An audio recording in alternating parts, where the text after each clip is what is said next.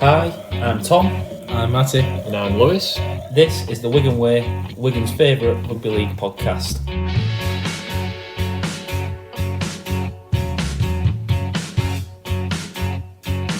He'll put you in his trap 'cause he's a union man.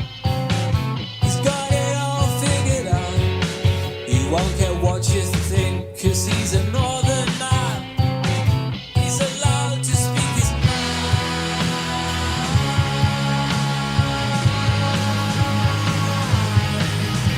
His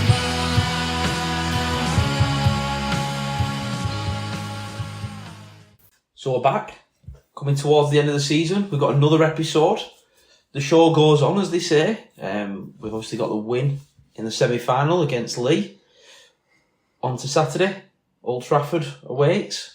Before we get into that, we've got to look into this game that's just gone on. I thought you were just going to say thanks for listening. See you see you next week. Just end it straight away. Yeah. That's all that's needed. We're there on Saturday. But before we get into that, and before we get into all the details of what's happened in the rugby world, Matty, Lewis, how you doing, lads? I am absolutely fantastic. Life is brilliant. Wigan is the final again. We've beaten Leigh. Fantastic weekend. Hope I all. Yeah, I'm good. I'm feeling good. Thanks for covering last week, boys. I know I missed due to illness, but you covered me. It was a good episode, and yeah, same as Matty. We're on a high, haven't we? We're winning. We're off to Old Trafford for the third year. We always get to Old Trafford. It's going to be. Can I Since we've done this podcast, you can say we always get to Old Trafford. can I say something? Yeah. And I've said it in the both previous years, 2023 and 2024.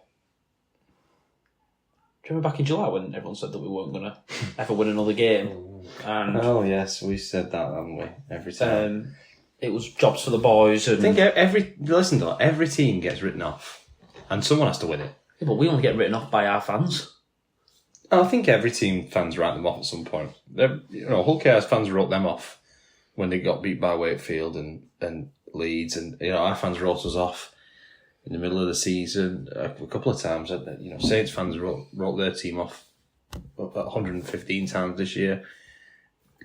It's really the only team who've not written them off is Leeds, and they're out. So yeah, someone has to win it, and they've probably been written off at some point. Because people are too quick to judge. There's good teams in this league, and they're still going to be good at the end of the year. I was going to say, I think that's the big thing. It's okay to say you're not playing well at the moment. Hull KR had a bad spell. Wigan didn't play well aren't playing well at the moment, or X team, whatever team that is, has had a really difficult month, and that's not good enough. But it's just like it's throwing everything out, isn't it? It sounds like the obvious thing to say, but it's right that the two teams who've got there. I agree. Yes. You know what I mean? And I don't mean to say, well, obviously, because they've won the games, but what I mean is I think Hull KR and us have been the best two teams. We were the best two teams last year. We're the best two teams again this year. And I think, it's got to be 1-1 each. fighting out for the grand final. 1-1 each, a game against each other. Yeah. Both were cracking games. Yeah. Both could have gone either way. I think that's man. Both of them have gone away from home. Yeah, but they're both two good teams, isn't it? It's just two good teams. And they've done it a different way. They've set it up a different way. Yeah. They've got success two different ways. And, there's two blueprints there. You want to follow them, you can. Yeah. Any team can follow either one of those two blueprints or, try and mix them both. Yeah. Right, before we go into too much detail for that, shall we have a look at our semi-final? Yes, we should. Friday, the 3rd of October. Awful weather. Storm Amy. Storm Amy. Yeah. It's coming down heavy. We was trapped outside in it with the Yeah, queues. And we had to queue up to get in, didn't we? And obviously wet through. I think even at one point when I was sat in my seat, I was getting wet through. With the rain. I never get wet in my seat, but I did on Friday. Yeah. So. But Storm Amy. I got rained on while I was outside queuing, which, we often have to queue, don't we, to get in? Yeah. And Chris Rodlinski made it rain. Normally he makes it rain in the boardroom when he's signing players. But this time he actually did make it physically rain. But I think he just did a miscalculation because he was meant to make it rain just over the North Stand queues. And I must have miscalculated by just about 100 feet and made it rain over the whole stadium. So Poor from Radlinski. next time, Chris, just update your machine to iOS 15 or whatever we're on now, and it'll just do the Leigh fans. Yes. Make them get away, because they were the ones getting searched. They were the ones being treated, terribly. Did you not get searched as well, Matty, going into your normal seat? Yes, I did, yes. And I did at Leigh Sports Village as well. I know I was behind you when you got searched at Leigh Sports Village. Someone was checking for loose change in your back pockets. He had 2 handfuls of whatever you were carrying. Listen, If you're looking for money, you look. Yeah. if you haven't got what we're alluding to, Derek's had another little statement worth mentioning that he's reporting us to the RFL. Yeah, and I don't feel bad about being sarcastic about it and doing these very thinly veiled jibes, because that's what he's doing, and he owns the club with nothing. And he's had major shirt sponsors texting him about the poor treatment of fans getting suched and being made to wait in the rain, when I'm pretty certain at Leigh this year I spent a good 35 minutes in the rain lining up to because get there was 2 of 4 turnstiles open. And I'm pretty certain that security guard did a thorough search. And he then went on to say that it didn't happen at Old Trafford. The most I've ever been searched is at Old Trafford. And 1,000%. They do look for change. I was going to say, I know people who went to the game and they said they were searched. So, just stop lying. Just get over it.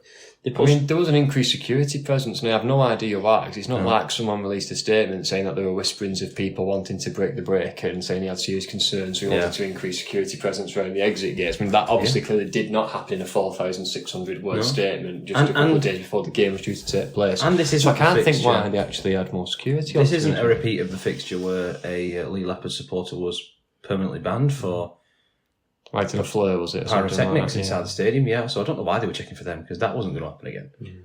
They were brilliantly behaved, though. They were going to be. They were told to be. No. They were brilliantly behaved. They were told to be. They didn't sing that song about Wigan Rugby going to see the Pope. They didn't sing that for about 30 seconds into the game. Yeah.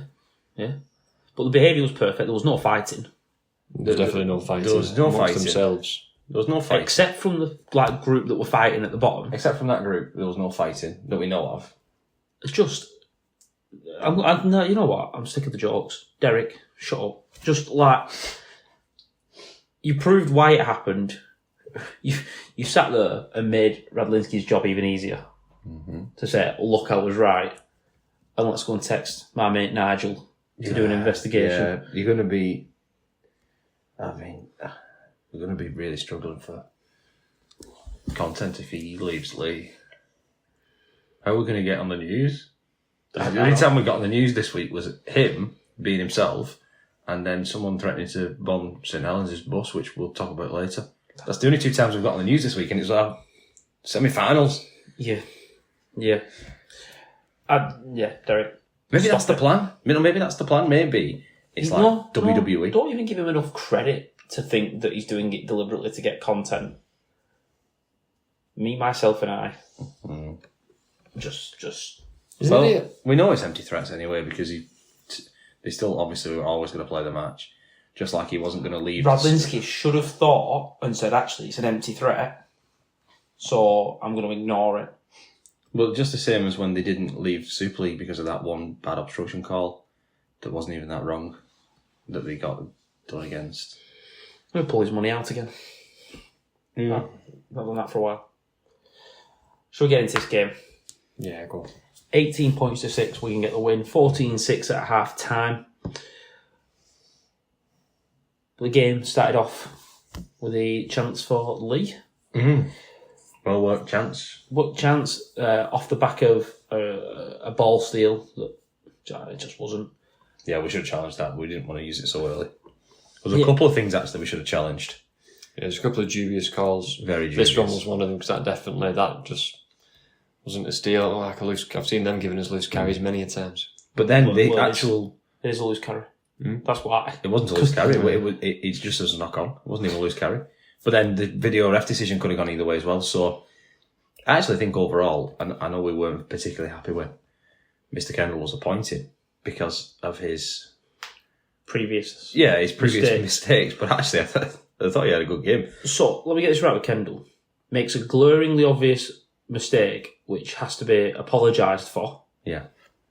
Directly to Leeds. He gets promoted into a semi-final game, and then He has a bad game. He has a good game. has a good game and gets dropped. Yeah.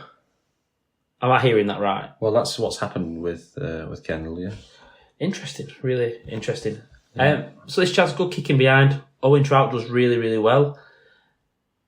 He's given no try on field. It remains no try. You never see the ball on the ground. No, this was going to be whatever it was sent up as. Yeah. For me, it's a... It's not 100% clear and obvious to overturn the on-field decision, so it still remains there's no I mean, he had a good look. Well, He had a long time. this is the looking at thing, isn't it? To me, if you've got to, if the ruling is and the wording is you've got to be 100% obvious and you have to look that many times, you don't have 100% conclusive evidence to overturn the on-field decision if you're looking that many times, do you? The problem is, and I do feel for him on this, they've then put this statement. They have put this statement out last week that they've made a mistake. They rushed the decision. It wasn't checked correctly. Yeah, they were never going to make a quick decision. So they were going to make one quick. 100%. Yeah. Because a 50-50 decision like that has been Yeah. thrown out. Now that was 5 minutes in. Wigan did well to get back into the arm wrestle. Probably didn't have the territory that you would normally want. I actually thought Leigh played really good in the first 10 minutes. Did, yeah. You know? I thought they did longer really than 10 good. minutes. I think, Louis. I think they were really good for a long period. This first half, they were on top. We couldn't deal with Edwin Ipape when he had the ball. Yeah. Apart from when he dropped it, then he got away with a penalty that first time you were talking about before. Ipape was very dangerous, very lively, and we just didn't deal well enough with him. And then they rolled their forwards off the back of that quite nicely. Yeah. I was quite content because I knew we had a stronger bench than they did.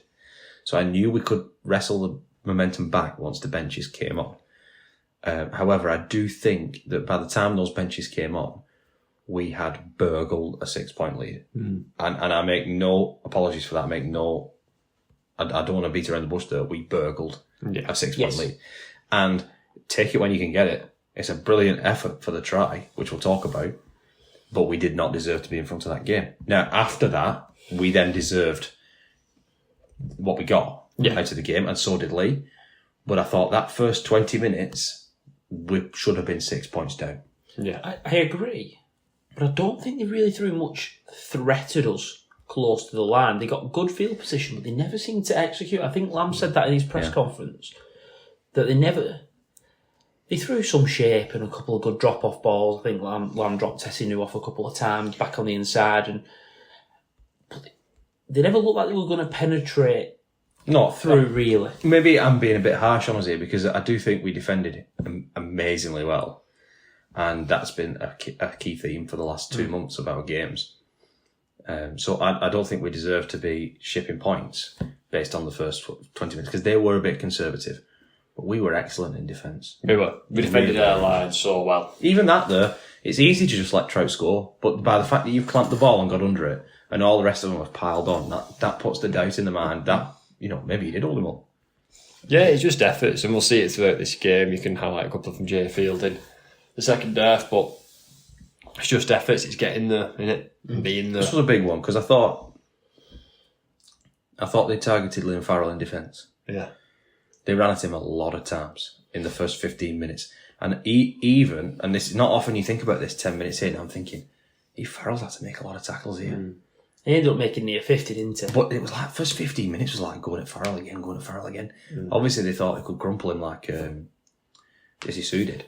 But this shot he puts on Hodgson for the opening try. It's him and Byrne, innit? I think. Yeah.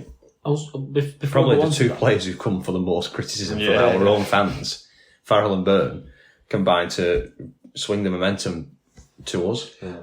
Before we go on to that, I do want to carry on with what you were just saying then, Matty. Obviously, targeting Liam Farrell, he was moved across that right-hand side halfway through this year, probably for his defence. Bevan and Kieran have both been under injuries over the last 2 months.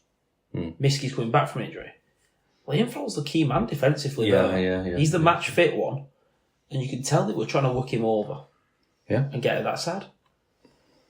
So Liam Farrell's hit. Liam Byrne, what a hit. Yeah, really, really good hit. I felt a bit sorry for Hodgson, to be fair, because I thought apart from this, he had a really good game.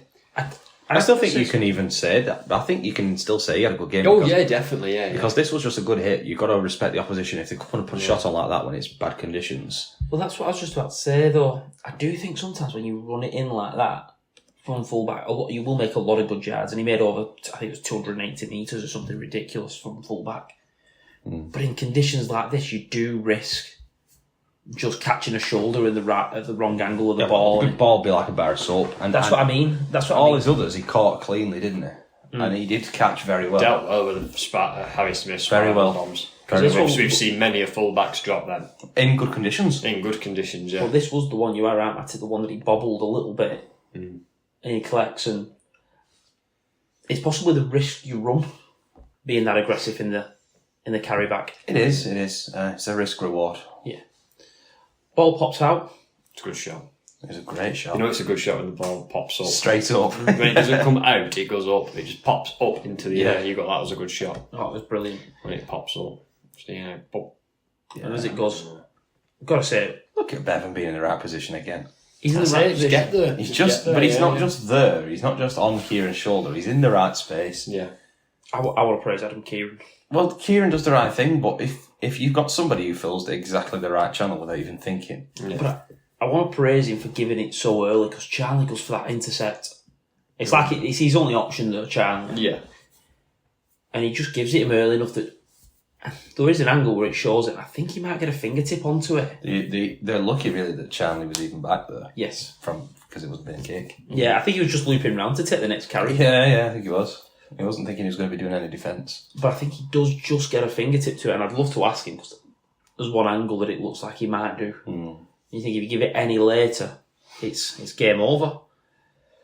So that's 6-0. Obviously, Kieran converts. Yeah. 15 minutes in, and you're probably thinking that's a helpful try, really. Yeah, it's a bit of I was okay with the game being 0-0, but a bonus. yeah, big bonus, really. Now, Leigh score next in the 27th minute, and again, it just starts from not controlling the play of the ball. Yeah, we've got 5 men in there, and we're 5 men into the play the ball area. As he's about to play it, I think it's fair to say there's 4 players still getting set. Caught. So Ellis, Havard, Walters and December are all getting back onto the line. I think Farrell realises there's an issue here. He's trying to give away a penalty. Yeah. Liam Farrell there is trying to give away a penalty. And what he probably should do is just run straight to the Pape and just knock him over. Yeah, he kind of shoots up and finds himself in no man's land, doesn't He shoots up to try and give away a penalty and get our line set. And then he realises he can't do it. Because we're massively in trouble there. As it stands, it's a 5-on. Three different people can score from that still image you just paused there, and probably one on this side as well, on the near side. So And we're in such trouble. we are in bother there, and I think Farrell's seen that and just gone, I'll just give away a penalty. I'll Let's set and let's try again. Reset, or maybe they'll take 2 if we're lucky. I don't know. But I do want to give credit to Pape. It's a brilliant pass. So to almost drop it under Farrell's hand. It's a better catch. It's a good catch as Nothing well. will score his first try of the year with that grab. Yeah. So I just think that's good play. They'd worked us over, and It's a good try. Quick play of the ball in it near the line, Yeah. it's always going to cause disruption. yeah. So that takes it to 6-0. 6 apiece, sorry. Obviously both them tries under the post, so pretty easy conversions. We're getting to the 67th minute. No. 36th. What did I say then? 67th. You've got it on the brain because all the kids are saying 67. Yeah, I know. It's doing my head in that. Does your I head in can't that. It's deal horrible. with that anymore. It's horrible. I tried to say we're doing a task. Don't worry, it's gone down past primary school and into nursery, so it's almost gone. Thank you for that. But yeah, Thank you. it's not good, that whole 67 business. You used to have to be interesting or entertaining. To go viral, you have to at least do something cool like a skateboard trick or learn a new language or have a weird shaped mole. No. Weird shaped mole. No. All you have to do is say 2 numbers and you've gone viral. Yeah. Say it with a weird face. and- Exactly. Yeah. I can't get over it. Comedy now. I've been trying my best not to say them 2 numbers in lessons. You just said them, and I it's know. actually 36 is what you meant. In the 37th minute, This is where you probably, I think both sides might just be hoping for half time, getting in at 6 apiece. Yeah, I think so. Maybe have an attacking kick that you can challenge for. Maybe drop a goal. Maybe drop a goal, something like that. And Harry Smith kicks for position from about 35 out. Harry Smith, just on that note, his kicking in his first half was phenomenal. Yep. Especially in that opening 20 minutes, like we said, when we didn't really have the momentum. I can recall one being where it was like he went early on the third and he was on the left hand side, like we've seen him do. He kind of swings his foot around it to send it back to the right hand, so he's going like literally across the field into the open side. But fires the corner, turns Leigh around, and we get up and make a tackle on the 20, and it just changed the momentum. Yeah. When you're on a beaten just kind of pack. Bailey Hodgson, didn't it? Yeah. But when you're doing it behind I know. I saw a clip of Cooper Cronk speaking about this with Matty Johns, and he said, like, what do you do? And he goes, it's really hard when you've not got momentum. He said, but one of the things I like to do was kick early, try and turn the team around, see if I can win some territory and kick him when maybe they don't deserve it. And Smith, I thought, as soon as he did that, I thought back to that Cooper Cronk kick. He was fantastic. I think the thing that goes really well with this is Bevan French. We've seen a Basmiski do it, we've seen Liam Marshall do it, where they come in field and their sole purpose is to kick pressure. You don't want to hear this, but you know that's copied from Rugby Union. I can live with that. Yeah. Because that's a 1% effort that doesn't... Exactly. Yeah. You wouldn't think of doing that, really, would you? But bring somebody in field like that. I understand the necessary of keeping the line together, but if one of you can just go and you set a line behind somebody it... from the right edge defence, it's not somebody who's going to have to be in position until tackle 3 if it's a good kick. Now, I think French would have had a go at claiming this ball. Yeah. He'd have got there. Because I saw Lord saying, he's nowhere near it and he never gets there. I think he might have a chance. I'm not saying he definitely gets there, but if he doesn't, he nails Hodgson as soon as he catches it. So it's irrelevant whether he can challenge for the ball, because he can challenge the man. Yeah. Ipape, out of his way, takes him out. Pretty obvious after some of the ones that we've seen given this year, which have just not been escorts. It's a penalty. My worry is that this is just a guess. You could show me 20 of these from this season, and I reckon I would get fewer than 10 right on whether it's a penalty or not. Because if they don't involve wicked games, they're just innocuous ones. Like I just don't know. We're just guessing. Either just give them all. Give them all? Or review them on video. Yeah. Give it and say, he was standing still, no penalty. Yeah. This is the right call, though, for me. Kieran converts it. And it sets the game up with about a minute to go. Yeah, we didn't deserve to be ahead. It probably deserved to be level. And then Ipape has that mad moment where he wipes out French, doesn't trust his fullback. And then we managed to roll down again, because obviously we've now got possession. The beautiful thing about that is Kieran takes a minute off the clock to do the kick. And then, a minute of game time, 4 minutes of real time to take the kick. If we'd have took that kick at the end, we might have watched LKR saying sit ground. But it then, of course, means that there's only, 60 seconds left. Yeah, there's only just over a minute set, so you just wipe off the chance of Leigh scoring. And so that I'm thinking that, could we get in range for a chance to have a long range strike, or to have a drop goal attempt, or if we give away another penalty to knock another 2 over, something like that, just to edge ourselves ahead a bit more. I didn't expect to end up with an 8-point lead. Well, this is what I was going to say. In this 1 minute, I think we showed more rugby than we showed in the entire first half. We had a big left to right play. We then hit December on a short ball on the left hand side. We had a play up the short side. And then we hit December again. And it's that play to the right. Cade Ellis to Bevan French. It's just a try from when French gets it. Yeah. It just is. And I called it so early. I think I called it as soon as I saw Farrell push up flat, because we've seen this so many times. Well, this was the difference. We just drags another defender in. We were talking about this. The fact Farrell's he's in a fantastic position where he's not running a hard line at the line, what means he either has to make the break or he's going to get tackled. Yeah. And he's not back deep where he's not kind of interested in any defenders. He's halfway in between them both where it just gets a defender in, but he still has time just to pop it out the back to Jay Field rather than just take it. You don't really see second rows doing that, but No, I like it because because if in December. yeah, well, I mean, apart from Wigan, second rows is what I mean. But when you then take it and you can give the pass on, you've just automatically got 3-on-2, 3-on-1 straight away with the full back, field, centre, and winger. And Tessie, who's just trying his best to get there, he's beat for pace. His eyes are in, and as soon as your eyes are in, your hips are in. It's game And over. as soon as your hips are in, it's game over. So, I mean, the still image you pause it there is a Jay Field fending off the winger, the left-sided winger Charlie there. He's got two players outside. He's got French and Farrell both inside there. And Chandler's got his back to it. Chandler goes back to him. He's been twisted inside out, hasn't he? Just that's a try. Yeah. I know miles away from the line, but that's a try. If French doesn't score it, Kieran does. Someone scores. Someone's scoring there. Yeah. Like, as soon as French hits that ball, someone's scoring. Yeah. Unless we mess it up. That's Because it. we've created that overload. No, It's such a clever move. And It's now that- next time, it's that playbook for me. well, you've got to think next time, why would you defend that? Farrell's going to get it. Kieran could get it. If you get that overload again next time, Farrell will just go straight through. yeah, potentially. We've seen It's that like- before. We were on about it, and we had a conversation off. Might have been off the podcast.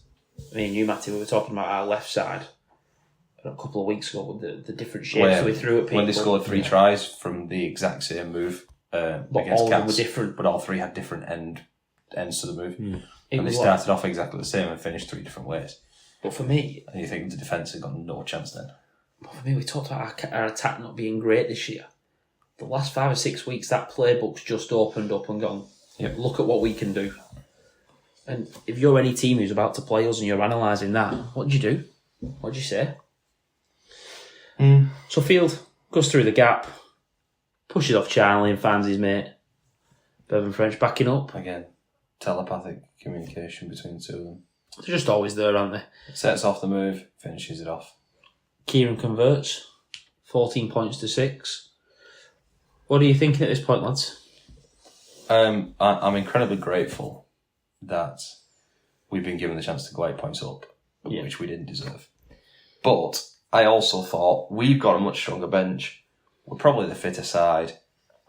Leigh have had to, well, we're definitely the fitter side because Leigh had to work really hard to get into this game.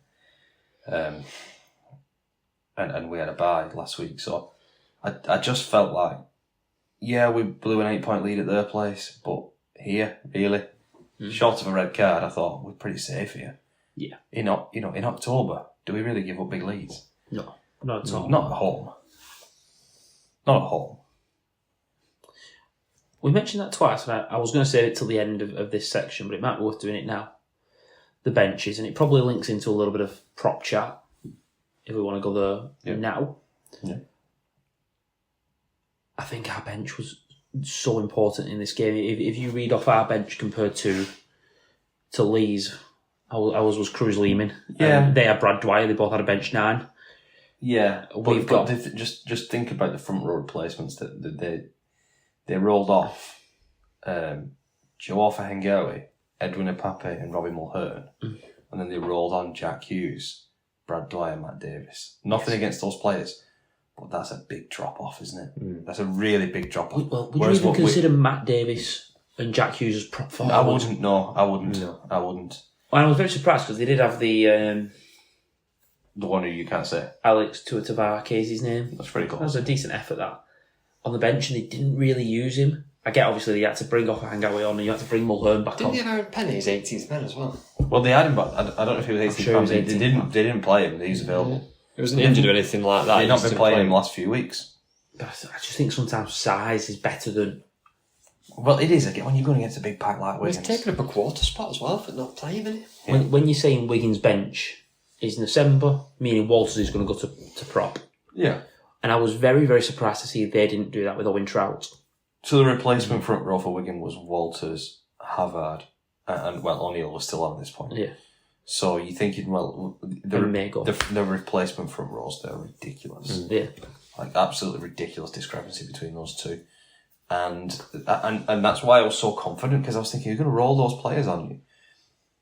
You know, you've got Davis, Hughes and Dwyer all on the bench, there's no... I know you've got Tua, but he's the only one with any size, real size about him that just think, like, the midfield is going to be won by us in the second half. And it was. So, yeah, I was pretty happy thinking we'll coast home for the second half. Yeah. At home, in those conditions, I just don't think we lose games if we've got a lead. Yeah.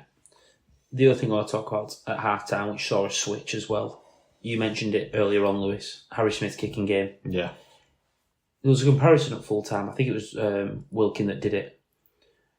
And this is no discredit to Lockie Lamb, who's had a good game, and he tried the long kicking. But he's not known as that, is he? He's known as a try assist, creative halfback. Yeah. And he did a lot of long kicking. And he couldn't make it half the distance. You into the wind, Harry Smith in that first half was clearing 50, 60 yards. And Lockie Lamb just couldn't do that. And I think, again, that just shows the importance of balance in your halves. And yeah, Lamb and French wouldn't be a good halfback combination for me. No. Even though they're both incredible players. You'd score 80, 100 points all. Well, would you? against. Because where's your platform?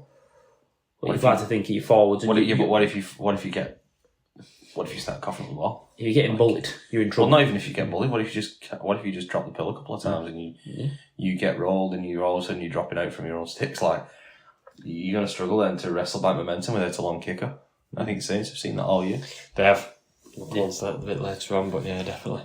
Now, before we go on to Wigan's last try, there's a couple of near misses. One for both sides.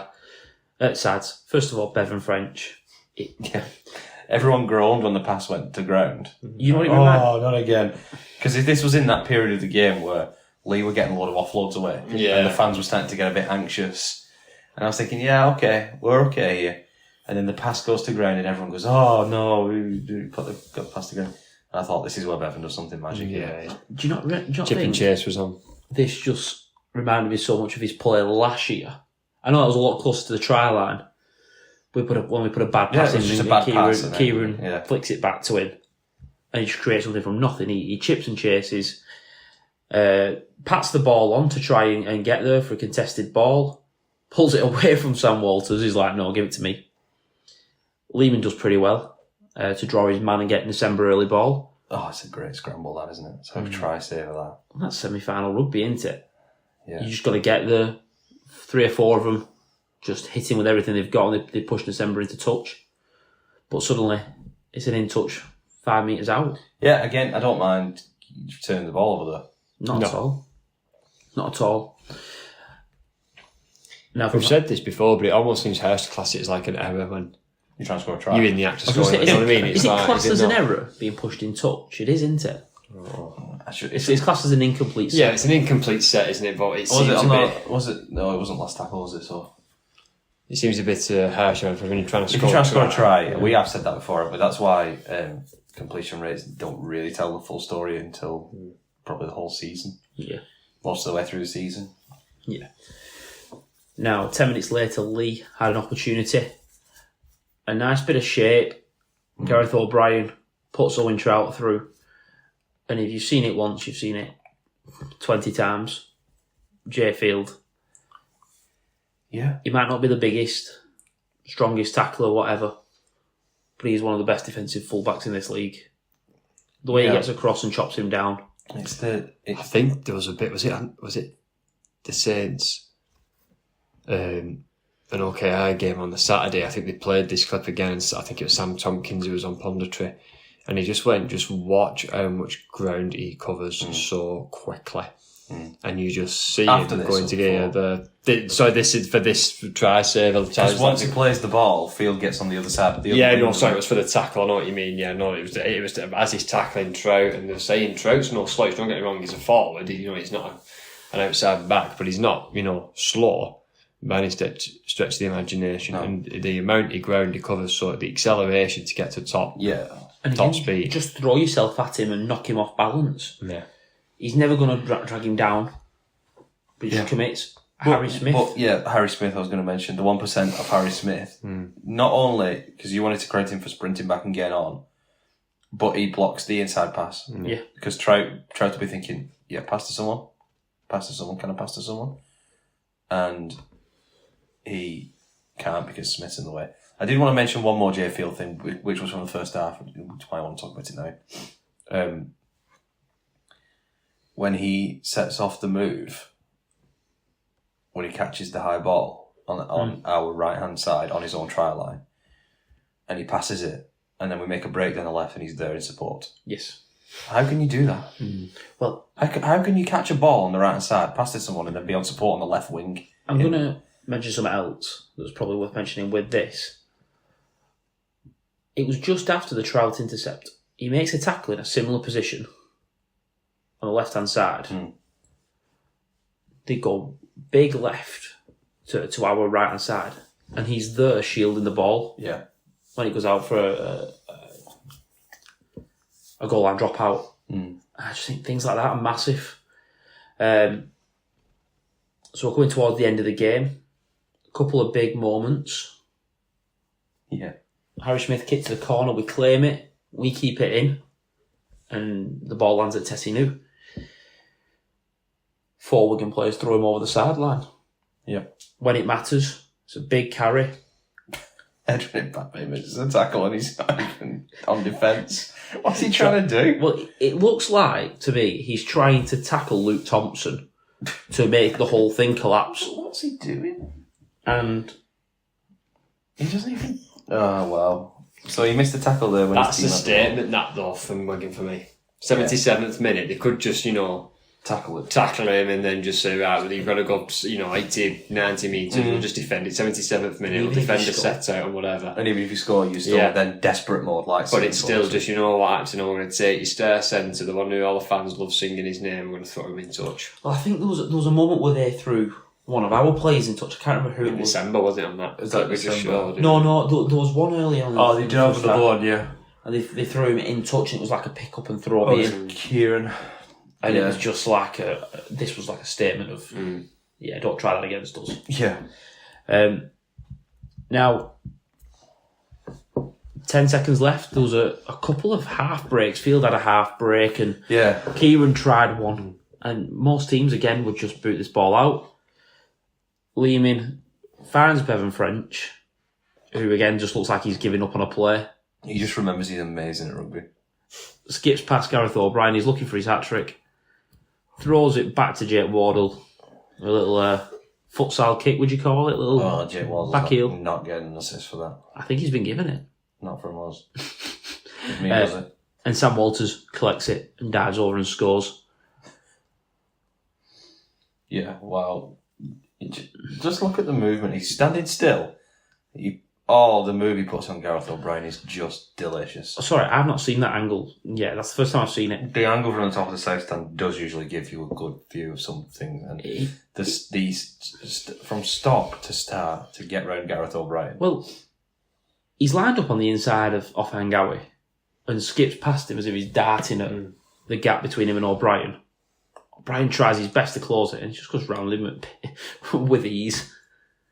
That step's outrageous. Sam Walters deserved that. You did, yeah. Yeah. 80 minutes. Yeah, big game from Big Sam. Yeah. And that's the game, really. Yeah, Kieran couldn't be bothered kicking the goal. Once it get home. Again, like in playoff rugby, respect your opposition, don't kick it. Respect your opposition, you've beaten them by 12. You don't need to beat them by 14, the game's over. It's playoff rugby, there's no points difference. Shake hands. Just have some respect. Have a bit of grace. After Derek's comments, Don't care. I'd have kicked it. Don't care. Derek's not playing. He's not playing halfback, is he? You can't hold that against the players. Show a bit of respect. No, Shake I'm hands. kicking it. Look at Kendall there. It's windy, it's raining. He doesn't want to stand and wait for Kieran to kick a goal. You don't have to take 8 minutes. Be waiting a while. Exactly. Yeah, shake hands, have a bit of respect. Good walk off 12-point win. Easy. Thank you very much. We just dispatched you again in semi-final. See you next year. Try again next year, pal. Try again next year. Stop crying, Derek. Well, listen. Stop crying. Well, at least Lamb wasn't crying. That's the one thing, that he actually did quite a good interview. To be fair, all they have to do is just do better in the league and get a home semi-final. Yeah. Yeah. Well, Derek will be happy because he don't have to worry about how many tickets he's getting next week, does he? Yeah. They released a statement at 10:37 saying they're not going to the grand final. Oh, yeah. No, was it? Wasn't 10:07. 10:37 Dukes off the wrong time. 10:34. Albeit by a few minutes. Albeit by a few but- minutes. It's funny that, isn't it? Funny that. Oh, that's your issue with it. Right, I think that wraps up. Leigh, can we talk about Go on. overall? Another very successful season. The Yeah, highest good ever, season for him. the highest ever league position. Is that now finished fifth and third since they've come back up? Fifth. Was it fifth? Because last year Yeah, they were fifth didn't and they? third. And they beat Warrington and Wigan for the first time in the same season. The first win away at Wigan since 1983. They got two semi-finals. And Nearly won one. I'm going to say they lost a lot of the key players that got them there. Well, that's the thing, isn't it? That's the thing. But, people Lost predicted David it. Armstrong early on this season. And Well, obviously yeah. found Jem and Bailey Hodgson It's as a well. good point, actually. It's a good point because they obviously turned over a lot of players last year. And many were predicting that they would drop off quite significantly, and because they were important players for them. I know they were getting younger and they were getting more depth, but they were important players that they let go. And actually, they've been better. They've missed Armstrong, as you said, who looks like a really good fullback. Hodgson then had to move from the wing to fullback, so you've got a good replacement fullback, but you've lost a winger. You know what I mean? So they've had to have a bit of a next man up policy there in the outside backs. That's all teams do, really, let's be honest. But I think it's been a really successful season for Leigh. If they could... Well, Do you know what I think? I think they want to concentrate more on the field. And they've kind of nailed that experience, right? Keep that going. Keep the experience the same. But let's just be a bit more behind the scenes, a bit tidier. Does that make sense? Let's just be a bit cleaner behind the scenes. And then that, I promise, that will impact you on the field in a good way. Yeah. Because I know they say, oh, it's not impacted us, it's not impacted us, it's not impacted us. It must have done a bit, But even if it doesn't, let's say this time it doesn't, at some point it will. Yeah. So, You've got a good coach, you've got good players. Like Lockie Lamb's just extended for 2 more years. Talking about the rugby, where did they improve? Because I think I've got it. Where do they improve? I was really surprised at a couple of decisions with the team. I think Owen Trout obviously started at second row. They left Ethan O'Neill as 18th man. I thought he was a very, very good player. I rated him the times I've seen him against us.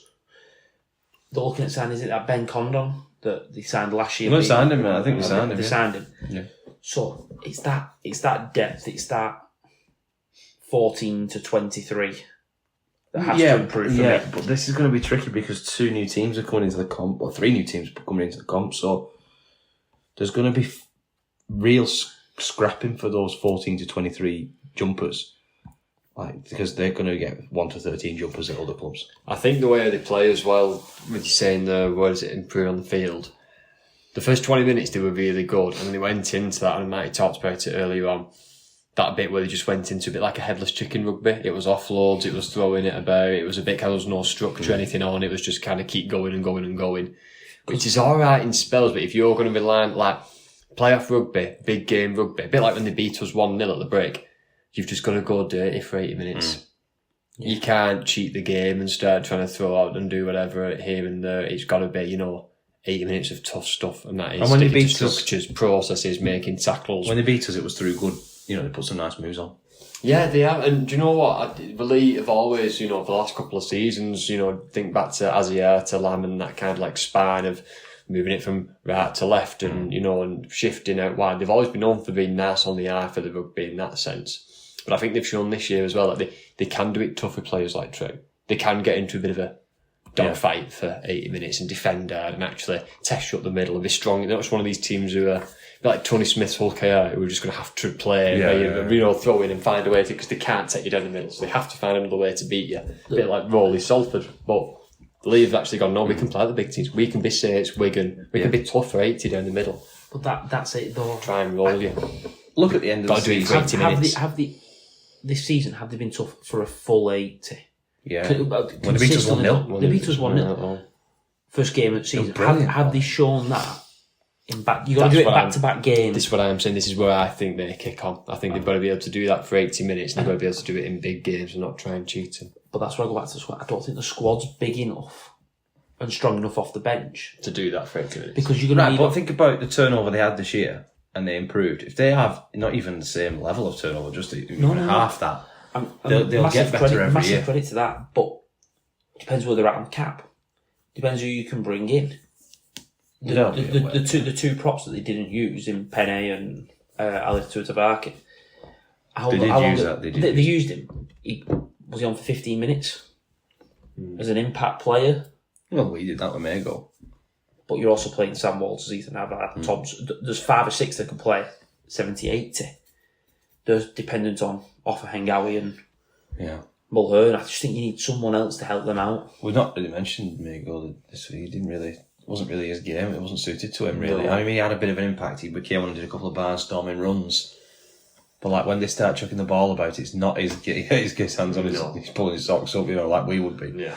It's not really his game, is it, when they start chucking the ball around? Double teapot. Yeah. So, I mean, he had an impact. You've got to give him that. He had an impact, but it wasn't really his game. No, and I think that was it. I was grateful to see Ellis come back on. Yeah. Right, I think that wraps it up. Yep. We'll take a quick break. When we come back, we'll look at the news.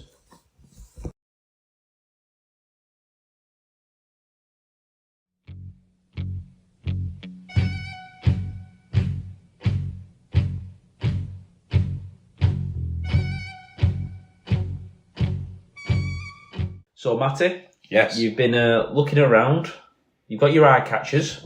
Well, yeah, okay, yeah. Should we just go for what's caught your eye? Well, what caught my eye in the NRL this week was the NRL Grand Final, believe it or not. Was there no other games you could have looked at in the NRL? No, the NRL Grand Final was, and is, the best, should I say it? The best day in the Rugby League calendar is the NRL Grand Final. Don't care what anyone says. Unless it's your team that's in the Super League Grand Final and they win it, but the actual rugby in the NRL Grand Final is so much better than State of Origin. It's just so big over there, isn't it? They can make it such I've just seen videos out in the break as we were just having a chat and whatever. And they'd like that Teddy Sims, Teddy Swims, yeah. Teddy Swims performing. He's doing a cover base. He DC's TNT. And he's in the middle of the pitch. There's fireworks going, and we get Ridian. Ridian, you know what I mean? He comes 6 on X Factor one year. Do you know what I mean? It's like, do you know what was one of the best bits about we got this year? I knew it at one point. The Pigeon Detectives. You ever heard of that? Me neither. Pigeon. It was James one year. That was quite good. James. Shed 7. We had Shed 7. Sorry. Blossom. Who's on this year? Pigeon Detectives. Have you ever heard of them? No. No, me neither. No, and the moment they finish performing, I will forget them. Shed 7. That was good. James was We've had Blossoms on. Blossoms were good. Do you know what was brilliant? Lathams were good. Reverend of the Makers, they were okay, but I couldn't really hear them very well. Do you know what was brilliant in the NRL Grand Final? You see what they do at the beginning? Where they brought all the players that were retiring out. Yeah, they do. That's good, that, isn't it? They always do that. It was the class of 2025, but the retiring players. We could do that. Chris Hill should get a big thing, or Steph Ratchford, yeah, Leroy Cudjoe. Yeah. Imagine everybody just shouted Leroy. Yeah, he should get his moment though. Yeah. But go on, Matty. Talk us through this game. Well, it was back and forth game. There were a lot of points scored. There were probably more points scored at half time than the last 3 grand finals Paul put together. There was an opening try for Brisbane where Reece Walsh took a ball at fullback, stepped inside, got tackled and threw a ridiculous cutout offload to the winger to score. And then Melbourne just rolled. Got three tries in a row. Rolled. Lovely play from Melbourne.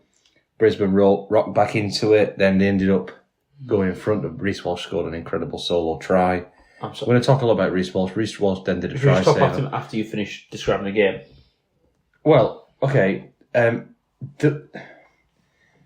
was a lot going on. They lost Adam Reynolds to a leg injury. That hamstring that's been problematic. Yes, he had to get carried from the field, which was a sad end for his season, which has been so fantastic. Then they lost Ben Hunt to a concussion. He was knocked out. He was very wobbly-legged, walking back. So They ended up with Wakefield-bound Tyson Smoothie in the halves. With Ezra Mann. With Ezra Mann, yeah. So Wakefield have signed an NRL Grand Final winning halfback. Yeah. Smoothie. Yeah, I mean, Brisbane, I'm so pleased for Michael Maguire.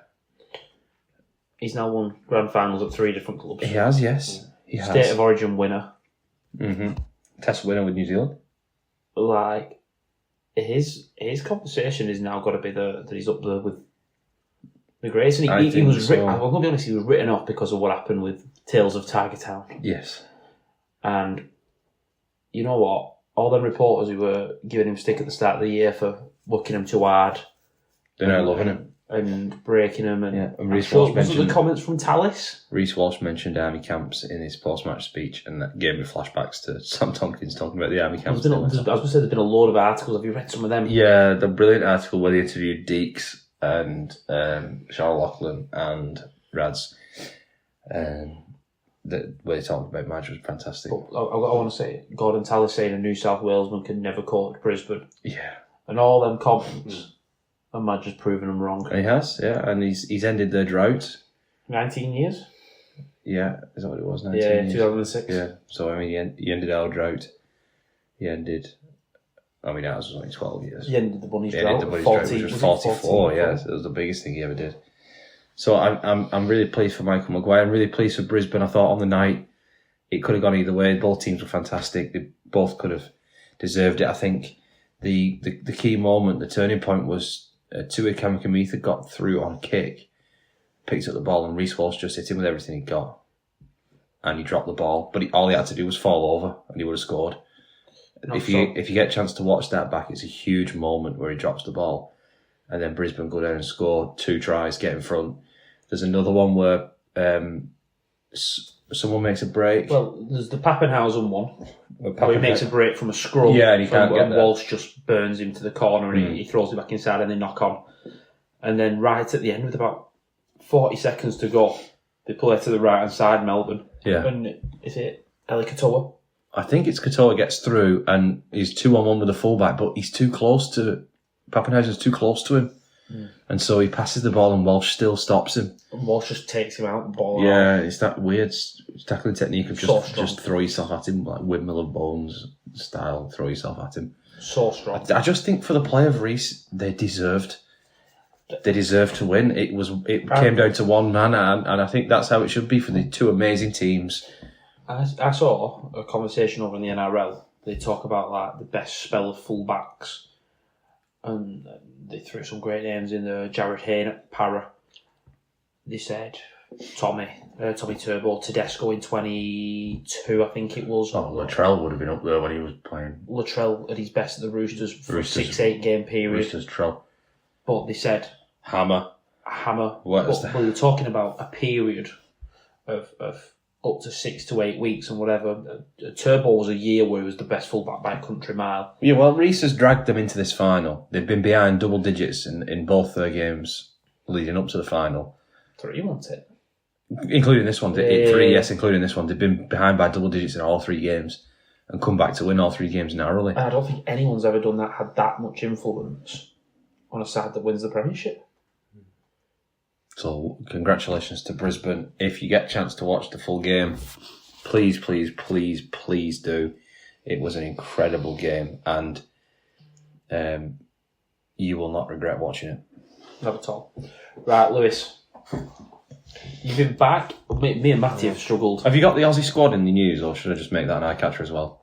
I have got it, but you're more than welcome to make it an eye catcher. We can start with that one, and then it can be the bridge between the eye catchers and the news. Right, the bridge between worlds. Okay.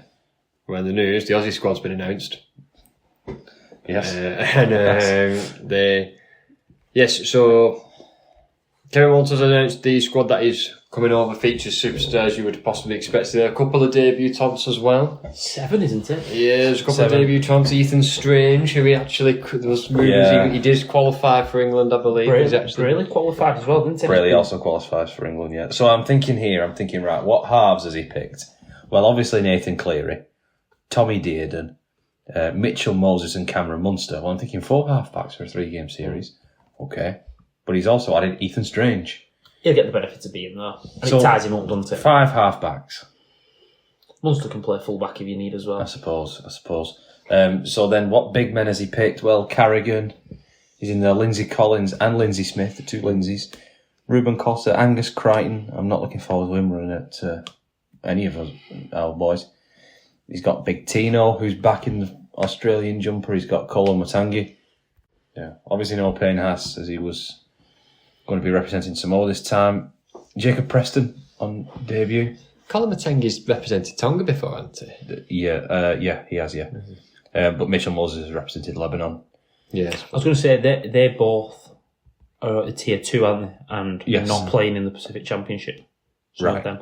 Yeah, sure. I don't think Lebanon are playing in it, and I don't think...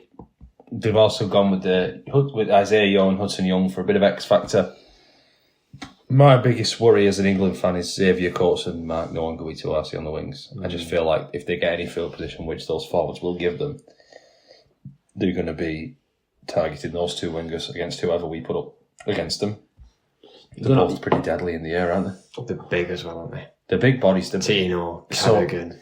Yeah, but like the backs are big as well for yardage. Yeah. Well, to be fair, if one of them does pick up an injury, they're all going to pick Earl or Max on the wing, who's phenomenal.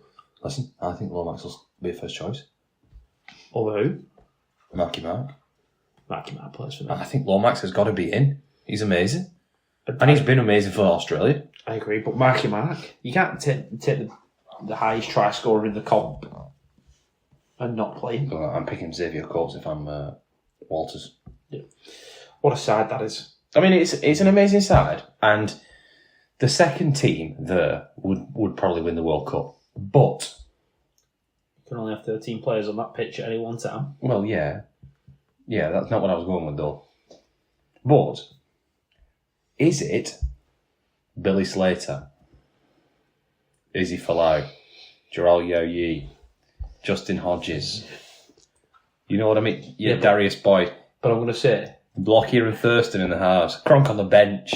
Cam Smith. Matt Scott. pick any kid now who Petros watches rugby league Silva. that's like Sam 10 to Thaiday. 14. No, I disagree. They're going to talk about these men I like that. completely disagree. With some of them, yeah, but not with the whole team. You think that Lindsay Smith is going to be thought about like Matt Scott? No chance. Matt Scott was like fringe Australia and he was unbelievable. Right, Walsh will be. Courts will be. Right, okay. Who's the centres? So Walsh is going down like Billy Slater. It's a big call, that. Just so you know what he's saying. Well, he's just won Right. a premiership by himself. Billy won 3. Won it by himself.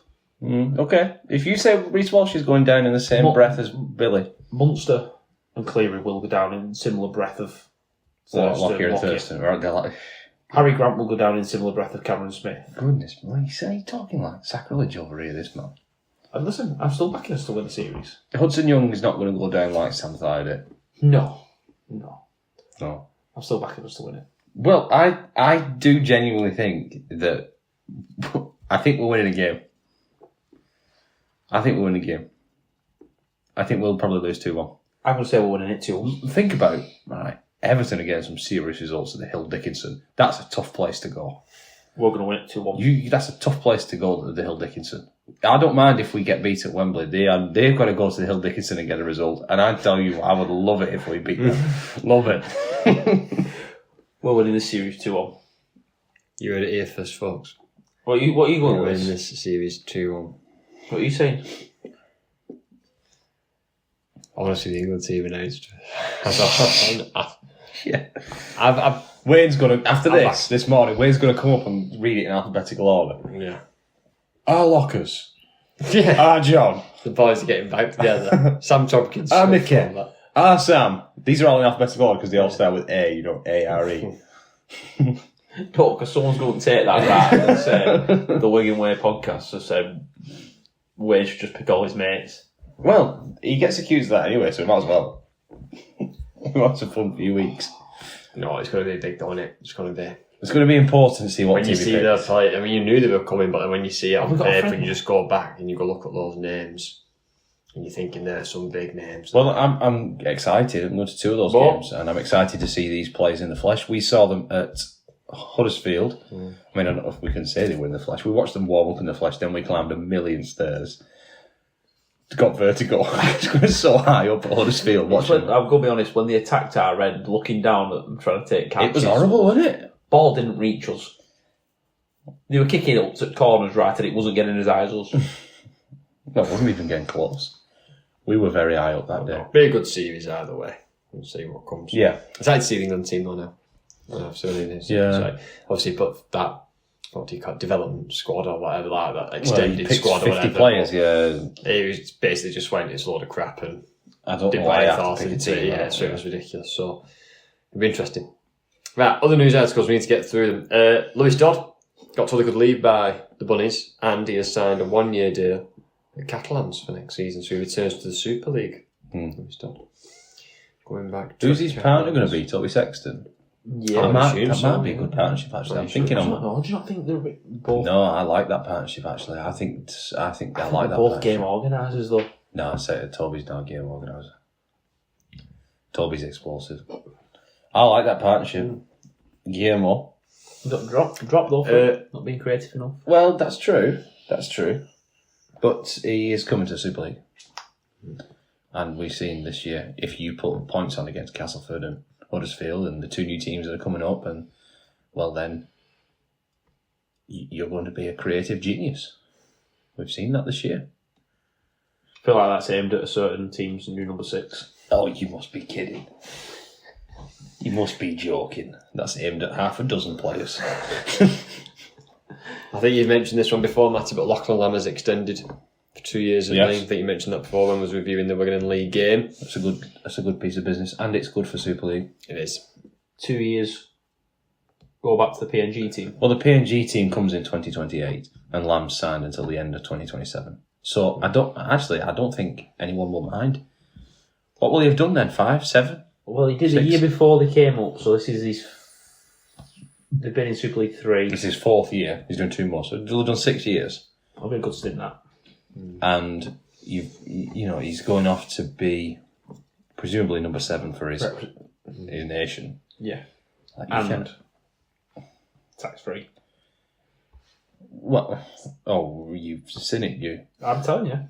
He gets to play in the NRL for his home nation's team. He'll be a hero.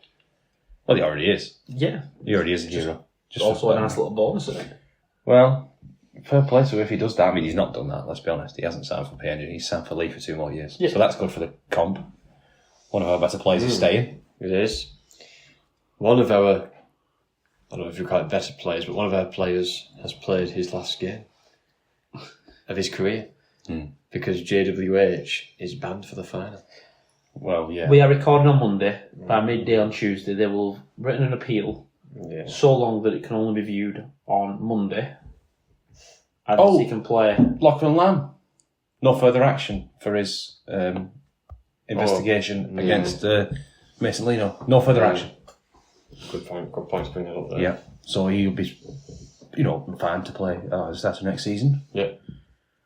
But JWH suspended for his clothesline on John Bennison. That knocked John Bennison out of the game on Saturday, which meant that was Bennison's St Helens career over. And unpunished. Well, yes, unpunished. That's... Unpunished, but then punished with 3 matches. Bennison had to go off. I'm It meant sure they couldn't St Helens activate will the 18th man because it wasn't for foul play, because it wasn't punished. I'm sure or even St put a Helens will be report. really happy about that. Yeah, I mean, it benefits Wigan and not St Helens. But I do agree with you. I think they'll appeal it so that he can play, and then it will be, you can have one for frivolous, whatever. He misses the first 4 games next year. Do you think he cares? Well, consider he's retired. Exactly. Might as well ban him for 404 games. Yeah. He probably has been banned for 404 games throughout his career. His Roosters career ended up with a ban as well. This one, yeah. He missed his big... Proper hate watch here from Lewis. To be fair, he did say when Jarrett signed, he said he'll get suspended so many times. He hasn't actually had that many suspensions, has he? Well, yeah, but he's been walking that tightrope, hasn't he? Where Yeah, even a grade A charge would knock him out. Yes. Stupid point system, so you just tap people's heads off, and only when it gets to a certain point does he get banned. And then it's the final.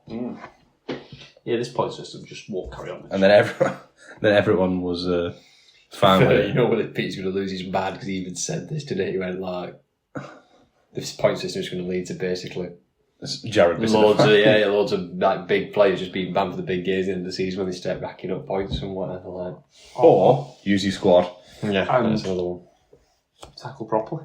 Well, yeah, you don't have to hit John Bedison in the face. That you don't have to do that. That's not part of the game. You can if you want. Yeah, but you don't face the consequences. Exactly.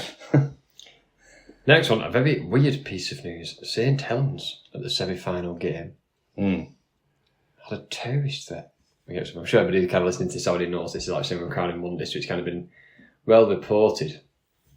How strange. Well, they did the right thing. Everyone did the right thing in this. Well, apart from whoever made the terrorist attack. That's obviously not the right thing. Terrorist threat. But St Helens did the right thing by taking it seriously. Hull KI did the right thing. Police did the right thing by taking it seriously. You can't joke about these kind of things. Especially not in the current climate we've got right now. You cannot joke about these kind of things. And I guess that's what it was. Yeah. You sort of hope it was a joke. But whoever... It's a bit of a weird joke, isn't it? It's a very weird joke. I don't get the joke, I'll be honest. Not my sense of humour. Not my style of humour. Jay sat there saying, lads, I've got to do this. Like, sat at a group of his mates, just thinking you're funny. Like, that could be the only logical... Or maybe he's a not Saints sat fan and he knows Paul Whelan's best attribute as a player was what? Diffusing bombs. Diffusing bombs. Poetic that it was no pause that. Come on. That's poetic. I just thought that then. That's poetic that Paul Whelan literally was famous for diffusing bombs.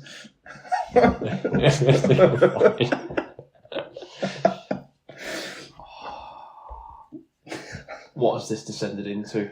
Because I want nothing to do with this. Oh, come on. Just do it. Should we move on? What's next in the news, Lewis? It keeps me saying, Tellens, Paul Whelan's contract has officially now run out. Paul Whelan's. It's officially ran out now, his contract. So we will wait to see what happens with St Helens and the coaching position. Because as of right now, technically, they haven't got one. Well, I'm going to say it'll run out on the 1st of November, isn't it? That's every... No, I think from what I've just seen, it's now like with them being sufficient. But I'm pretty certain every rugby league contract... October. No, I was going to say every rugby league contract runs out. I'm sure it's 1st of November because that's when you can negotiate because you're a year away. So I think it's the 1st of November, but they are without a coach for next year. Yeah. Paul Rowley's name's been mentioned. Yeah, that's the one the Saints fans seem to want. I can see why they want him. I don't know why Rowley would... Well, I said a few weeks ago, didn't I? Can Rowley just put his feet up and go to a beach or something and then just turn up for Thursday night rugby and talk sense. There's been a lot of conversation about Saints. Is the head coach the biggest problem at St Helens at the moment? No, recruitment. Whoever's in charge of recruitment, whether the coach plays a role in that or not. But it's 21 in a row where they've not beaten one of those four sides. So you talk about Paul Rowley, and I do think he needs a break. No finals 86. No finals 86. Going through all this. Would that be a role that Rowley wants off? A director of rugby? Rowley, it's just so... But maybe he's a director of rugby. Well, then who's coaching the team?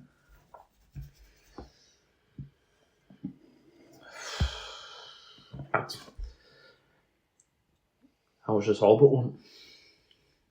Holbrook? That's what I was He's just got a new job. Well, he's just sound thingy, hasn't he? Yeah, he's got a new job with the Knights. Yeah. I don't know. I just don't know if can't. he comes back anyway. But No, he wouldn't. I genuinely look and I think. I think It it's needs Paul a Rowley shape or bust because I can't think of who else it would be unless they promote one of the Brains Trust assistants. Eamon or Carroll or Breers. Or Carroll, he's had some success. Breers. Is he ready for a head coach job? He's been an assistant at Apparently, he never wanted it. Oh, yeah, apparently. The reports we heard he never wanted it. No, job. So Lauren Fraser. yeah, we'll see what happens there. We'll go from there. there is a coach who's free of a job at the moment. Don't say John Keir. We just gave him, I wasn't going John Keir. we just gave him credit for retiring a few weeks ago. McNamara. Yeah. Steve Mack. Yeah. Steve Mack. That would be annoying because I have a lot of respect for Steve McNamara and I don't want it to be Saints. But I've got a lot of respect for Paul Rowley, to be fair. And Paul Wellens. I'm just thinking about who's there that's got enough experience that can take that It was pressure on. rumoured, wasn't it, if they were Leeds if Arthur didn't sign, and obviously That's Arthur true. extended. So Yeah, that's true. yeah, he's definitely going to be strapped to go to. I know he has I've obviously heard in nothing, by charge the of way. Bradford and stuff. And then Oh, you just made that up? No, I was going to say I've not heard it. That's just the only name I can think of. No, but it's a good show. It is a good show. I think Saints fans wouldn't be aggrieved by having Steve Mack come in and become head. Well, the teams who are potentially coming up are all sorted. The 4 teams who want to come up are all sorted. So none of them can have Steve McNamara as coach. So yeah, could be a York good show. have got Mark Applegarth. Toulouse have still got Sylvain Hules. I was going to say he was brilliant in his post-match They speech. both were actually. Yeah. With the championship finals on this. We'll talk about it then. But Bradford have got Hegarty. Hegarty and Noble is director. Noble is director, and then who's the other team that wants to come up? Oh, London, they've got Jason Dimitri. So they're all set, really. They're all set. So Steve Mack, really, the only opening is going to be St Helens. Yeah. Until someone moves on. Well, yeah, Someone will Steve move on Mack. at some point, obviously. Well, Salford. I think Salford will need a coach Yeah. and a coach and driver and a bin man A cleaner. and a cleaner and a kit man and tea lady, lollipop man. Lewis, any more news? Yeah, Wigan's win in the final. Mm. So congratulations to them and to Dennis Bates. Yes, Dennis. Obviously beat the old rivals. Cracking game. Yes. So that's the St quad. Helens and the success that they've had the women's team. You know, it's a very big turnover. Obviously invested heavily in the women's team. There was a changing of the guard moment where Jodie Cunningham, who has been one of the best female players in the UK Which for has a bin long, the long time. poster kind of Yeah, one for female St Helens rugby, hasn't captain, she? England star. She took her carrying and one of the young Wigan forwards absolutely belted her. I thought, gee, that's a change in the guard moment right there. Like, that's a very symbolic passing of the torch moment. And actually, to her credit, she was fantastic, very magnanimous in defeat. And it felt like maybe it was the end of Jodie Cunningham. I'm not seeing whether she's finishing or not. I don't know. No. I know a couple of She has took on a coaching role there, hasn't she? a couple of Wigan players were finishing. Vicky Molyneux's last game. Yeah. And I think maybe Emily Viva's last game might be going as well. I don't remember. But this team, Them two, they owe so much them too. yeah. I mean, first of all, the atmosphere was fantastic. I went yesterday. 5,000, new record for a women's standalone game. The atmosphere was fantastic. There were fans from both sides there, well behaved.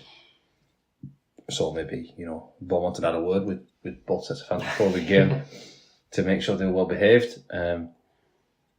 Some of the hits they were putting in, some of the tries they were scoring. I mean, we are still a long way away from Australia as a nation. Yeah. That's to be expected. They are full time and we aren't. But the game has come on so much in the last 4 years. Yeah. Since I've been watching, the game's come on loads, and this Wigan side, which got a lot of stick for letting players leave and being young, that have been so good. And there were times last night where I was again thinking, that's inexperience. That's a bit inexperienced. They kicked a couple dead for 7 tackle sets when they were winning, threw a couple of dodgy offloads when they were winning. I was thinking, this is not winning rugby.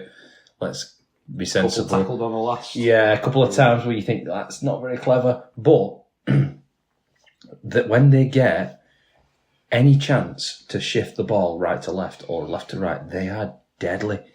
These pivots for Wigan are incredibly deadly. I'm going to say something. We talked about culture is the big word and it's the buzzword. But the way that we actually,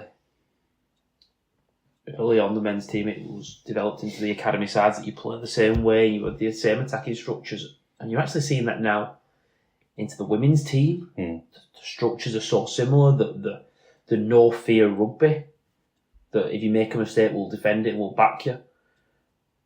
It's so infectious in this club. Yeah, I think Saints were really good. They deserved the half-time lead. Thought, Tara Jones was put in a terrible position as a referee and did okay. I think the one big glaring error was made by the video referee anyway. Yeah. And, Tara Jones didn't even make the on-field call. It was the touch judge who had a good view who made the on-field call, and the video ref backed it up with evidence to suggest they shouldn't have. So I think Tara Jones actually did quite well, which, to be fair, I was worried. Because you imagine Willie Isa taking up the whistle and then refereeing next week's grand final with his old teammates that he went to war with just 12 months ago in the final. It wouldn't happen, would it? And so it didn't need to happen this time. Obviously, she's a fantastic ref if she's earned this right. And, you know, this is the start, hopefully, of a good career in the middle for her. But she did well, but she you know, it was not a nice position to put her in. No. Like I said, the one big error was the video referee with the final St Helens try. Luckily, it didn't matter because there was enough of a lead for Wigan. But yeah, fantastic performance, fantastic effort from both teams. These two teams are now the best two, by far, the best two sides, which is good because it was a Yorkshire mafia for a while. Yeah. With Leeds, York, Castleford. Featherstone have just got promoted back up, so it's good that Wigan and Saints, again, now, in the women's game, are the benchmark. And this team really could go anywhere. I know some of the players will end up in the NRLW. It depends on if they can keep Dennis Betts as coach. But yeah, I think this team really could go anywhere. Seems to be enjoying it though, Betsy, doesn't he? He does, yeah, he really enjoys it. He did an interview the other week and he was talking about, I think he's got 5 daughters. Oh, has he? Yeah. Wow. It's 5 or 6, I can't remember. It might be 6 kids and 5 of them are daughters, but he was talking about how important women's sports is to him. And like seeing his girls develop, and they don't play rugby, they do other things. But that's really important to him. So it's obviously something that matters to him. It's good as well because it shows, like, Dennis Betts really caring about this is a bit of a standard to set for the male fans of the men's team. Yeah, which it shouldn't need to be, but it is. You know, like, if Dennis Betts can get behind this, you can. Yeah, 100%. No, it's good to have good male role models setting a trend for how other men should view. Gone are the days where you belt the ball downfield and I'll run towards it. That's not how these women play really good rugby. Yeah, It's brilliant rugby. They play some brilliant rugby, and it's getting better. And that's the thing, isn't it? You're getting in early if you start to watch Wigan's women. You're getting in very early at a very young team. That's only going to get better. That's only going to get better and better and better. So. I always go on about this, but they've invested in youth, having women's academies and stuff like that, which I think is massive. Reserve team. For young girls Academy. to literally go and play because you could get scouted for Wigan is massive. Yeah. Like, do you know what I mean? I want to say the amount of women's amateur teams around here now. Yeah. It's gone from strength to strength, hasn't it? And it will continue to do that if the town is being represented so well by Dennis Betts and his women's team in this town. Yeah, definitely. The Championship Grand Final. Yes. That's a I know you wanted to talk about that, yeah. So Toulouse have won. 10-8 at York. I thought, a good game again. Good proper final. Yeah. I mean, it's just an open goal to put these two teams in the Super League, isn't it? The problem is that there's 4 into 3. Yeah. And I know which one of them 4 I wouldn't put in. But they're probably the ones most likely to get in. Put all 4 in, and Who you cutting? no, I'm just keeping Salford in. I'm going to 16. Yeah. Salford can't be in it this year. No. Well, put 3 of them in. Put Put 5 in. one. Put one. Yeah. Put 5 in. Then 4 in another. That's too many in one go. Put 1 in, then another 2, then another 2. That's what I would do. By then, Salford might have come back round. If they've not, Witness might have come back round. You're giving people a chance to come back round. Instead of just going, right, in 6 months, 3 of you, or 2 of you, or 1 of you, or 4 of you are coming up. Get ready, quick. Instead, you go, right, we're putting 1 up this year for Salford, because we need to. Then the next year, we're putting 2 up. Then the next year, we might be putting 2 more up. Or next year after that, putting 2 up. The problem is they've already said it's 3. Well, I know that. Yeah, but Gus, why do we have to do it? I would also say give these teams 3 years. And say, listen, we're not doing anything. We're not relegating anyone. We're not moving anyone up for the next 3 years. That's what they'll do. I hope they do. That's what they'll do. If you're going to do that, you can only add. You can't subtract. Yeah. But who knows, the talk is that some Super League clubs will be meeting with Andrew Abdo and Peter Volandis during the Ashes. With talks on the table about a breakaway league. They're not particularly keen to deal with the RFL. Why would you be? But they feel like the clubs might sanction a breakaway league. My worry is if there is a breakaway league, it'll be 8 teams, and it won't be a good enough. I don't think 8 teams is enough for a competition. You'll be playing each time 4 times. Well, that's how they do it in ice hockey. There's 10 teams, and it is like 3 or 4 times against each team. And then you need more variety. We'll see what happens. Yeah. Because the thing is, if 8 go, the 2 more go. You don't want to be left behind here. Well, yeah, but these 2 teams should be in. They're automatics for me. Yes. York won everything and then lost in the final. Toulouse won the final, came second in the league. You feel like that. Yeah, that's the 2 best. That's the 2 best teams. Put them in. They got 0.25 IMG points. That might put them into 12th. No one's talking about that. Were you suggesting that they might be in the top 12? That they might be the Salford replacement, and then York and Yeah, London and Bradford would be the 2. Would be the 3 into 2. Yeah. Right. You said you'd know which one you'd leave out. By the way, I would leave Bradford out. would you? London, York, and Toulouse. I don't think I'd put London in. The problem is the investment that they've already shown. They won about 3 games all year. They'd need to show me a year of.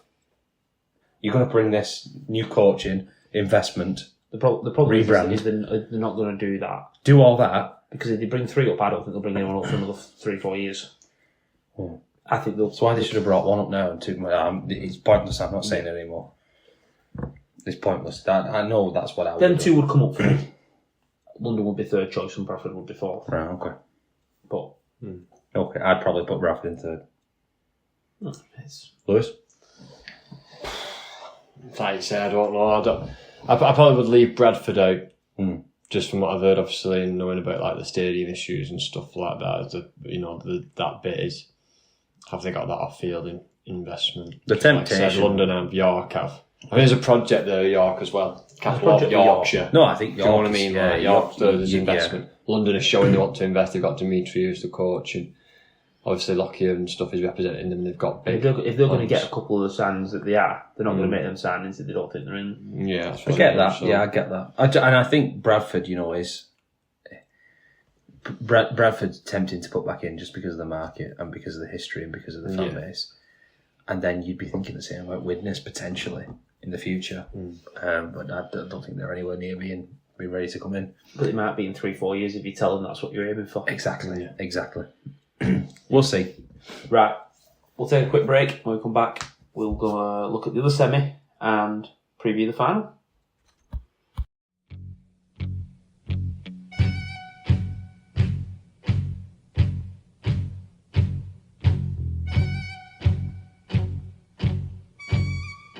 So before we go into preview the final on Saturday, let's talk about our opposition in the semi-final. Hull KR. They had St Helens at home. 20 points to 12 they won. 12-0 up at half-time. I think this is the fair result. I think Hull KR were the better side for the majority of this game. Yeah. But Saints just kept themselves in it with a couple of tries at key times, really. Obviously, Harry Robertson scoring. It was Dion Cross who scored just after half-time, wasn't it? Yeah. So in this game, 2 tries for Oliver Gildart, try for Burgess, try for Mikey Lewis, and Artie Morg converting 2 of them. Harry Robertson and Dion Cross both scored for St Helens. 2 conversions for Johnny Lomax. So lads, what do we think about this game? I think Saints. I was very surprised watching this one because Saints, his team is full of. He's still got a lot of players in from the successful period. You know what I mean? Who've won 4 in the row. But this one just looked like they didn't know how to do big game. And I sympathise with them a little bit, but I don't because this is just again poor recruitment. The fact they've not got like a halfback who can control the game, who can finish sets well. You know what I mean? And put kicks in there. Like, semi-final, you've got to just get into their muscles, 5x5 box kicks, pin them in the corner. And they couldn't do this because they kept on turning the ball over on the glass because they weren't kicking it. Don't get me wrong, Hull KR did defend well and pin them near their own try line, but they didn't have a get out clause. There was nothing they could do to try and kick and turn the game around or anything. I was watching the game with you, Lewis. We were watching it at yours, Matty. You were a black tie event. Yep. But I sent a text to my dad during the first 15 minutes of this, and it said that 3 times Sorry, you can't just say, how's that work? Yeah. How's that work? Sort of. How's that work? All Saturday, how's that work? Just works function. Yeah, how's that work though? On Saturday. I'm not having that. I'm not having that. I work every Saturday. I'm calling that out. I'm not having it. My point being is though, I sent a text to my dad after 15 minutes saying, Saints have been tackled on the last 3 times now. We're only 15 minutes into the game. That is criminal. Yeah, any game it's criminal, but in a semi-final away from home, and you can't finish your sets and kick. I was just trying to think then, how many points is it worth not having a long kicker? And then I thought, it's probably not worth any points. It's probably worth... Not conceded. No. The other team has to play 80 minutes and you have to play 100. Yeah. It's energy. More. Energy. I think it's bigger than that. Costs you It's like energy. another half. Yeah. I think it's another half. Like of you have to the- play 120 minutes worth of energy. You have to it saps you out of you, or like you playing a man down. Yeah. Because I'm going to give credit to Saints. They did everything right apart from that. They targeted the 6 and 7 in defence. Do you not think went they after did a bit too much? They were a bit one-dimensional. They would go at Lewis. Yeah, but I think they did that right, as in terms of they got a quick play of the ball, they could then take another good carry, and I thought they've laid a platform here to kick. And they've played a power play and just wasted all that momentum that it brought through. And suddenly you go, well, if Michael Lewis has to make 2 tackles, but you get the ball back at halfway, don't matter. It's felt like they're trying to work him over too much, so they had no plan B. But I was okay doing that, but you have to finish everything else right. You have to tackle well after that. You have to end your sets well and make that worthwhile then. You know what I mean? You've done the hard bit, which is get the man that you want to put tackles in. But you've got to finish the rest of it well then. There's no point doing that if you don't give him the ball on the 40 metre line. They're shooting themselves in the foot, weren't they, stuff like that. Yeah. And they're good enough, we should say. Hull KR are good enough that if you give them field position, they will score. Oh, God, yeah. Yeah, definitely. Yeah. They've been the best team in the league this year. They only Especially 5 games. putting teams to the sword when you give them field position, they are the best of that. You know what I mean? You're struggling. And a credit to OKR, I'm not trying to take anything away, but it's got to be a massive recruitment area for Saints. They need an half-back and they need a general. They do, but I don't know who that could be. I did, but he's just signed somewhere. Oh, it's Dodd. Yeah. Don't think he'd go back. No. I wouldn't go back after the way that he was treated. Yeah, but after Wellens dropping him. They did say him at Lomax this year, didn't he? I don't know anyone who's available who would be like even rumoured to come to Super League. You know, when you hear such a body could come to Super League, I just don't know any. There's no organisers because they need organisers. They're not going to let someone like Brad Schneider leave. Or Jack Coggan. They're not even letting them guys leave. The 18th club, the 19th club are going to pick Exactly, them up. because 7s are just in such short supply. They're not even letting them sort of players leave. Can I tell you what I would do? If I'm appointed as crazy. What are you going to do? my 1679 are sorted next year. If I'm the Robertson has to play a full back. Right. They have to blood Whitby in alongside a Wellesby Okay. Wellesby and Daz Clark. Because I don't think they can buy a 7. I don't think they can buy a long kicker, so they have to back Whitby. Yeah, I suppose. Could there be an opportunity for Lomax, maybe? He's got that bit older now to finish off his career at one of the new clubs who come up. Maybe. Go sign an experienced halfback who's been there, done He'd it. do That a could good be job. signing He'd do a for good you. job. It might seem a bit, maybe the Saints fans will be like, no, he should finish his career off at Saints, get a big hurrah, a bit like Do you not think he could also do that Mbai role? Be a 14 off the bench and fill in at Yeah, but they're 6. still going to have Mbai. Still have Mbai. I'm thinking he's the England international, been there, done it type thing. If he's got 1 or 2 years left in him, if he went to a Make a newly captain. promoted side, and you know what I mean, and he was your like experienced halfback signing from St Helens, he could. No, I agree. That's what He's he got wants 1 or to. 2 years there, hasn't he? If he wants to do that. Yeah. I'm just saying it's an Then you option, should. isn't it? No, Because I he can't agree. fit them all in at the minute, St Helens. It's the problem we've been saying all year. Sailor, Wellesby, Lomax, and Mbai. But on a serious note, that's my 1679 next year if I'm Saints coach. But if you can't buy 7, I think Whitby's got to do. Well, That's have another year not having a kicker. No. Now, Can't have another What year. about Jackson no, Hastings? Do you reckon he'd leave? Or do you reckon they'd let him leave? where's he at currently? Newcastle. Newcastle. I think they've got. I don't think he was playing that much. There was talk of him going to leave. Just signed Dylan Brown as well, haven't they? Another half. That might be the answer. Jackson Hastings is an option. Good He's player. a serious option. Good player. It would make them better. Oh yeah, easily. But then what do you do with Whitby? Well, You blood him. You can you blood him in can properly? blood him in properly, He's very young, isn't he? but he'll make loads of mistakes. I'm going to say this. I do think Harry Robertson has to be the one next year. I don't know. I think he's so good. He has to play. I don't know if he has to play one. Can he not play centre alongside? If you just play, when you just play First of centre, all. just play centre all year. I do, but you have to remember when Wellesby was out, when Wellesby was that age, he was getting games at fullback because Coote was picking up a few head knocks. Just get him in centre. Keep him there. He'd be unbelievable. I think he'd be wasting me.